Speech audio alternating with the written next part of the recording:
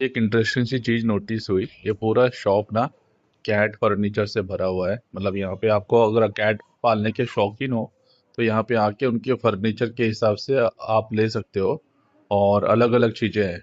लेकिन इंटरेस्टिंग चीज ये है कि इस शॉप में कोई एक आदमी नहीं है, कोई सेलर नहीं है, कोई सेल्स पर्सन नहीं है। देख लो, बस लगा है तो ये self check in at entrance, shop at this, doorstep, doorstep delivery. और यहाँ पे स्टेप लिखा है कि ये ऐप डाउनलोड करो, ये स्टेप फॉलो करो और आप ले सकते हो। कोई सेल्स पर्सन नहीं है।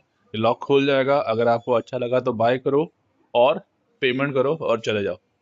मतलब इतना ऑथेंटिकेशन। यहाँ पे कोलालमपुर के एक जगह पे हम लोग आए थे, एक मॉल है वहाँ पे, मोस्टली आर्टिस्टिक चीजें हैं। कैसे हो सकता है? मेरे को तो बिलीव नहीं होता। और ये इंडिया में कब हो पाएगा, कब अचीव नहीं हो पाएगा? कमेंट करके बताना।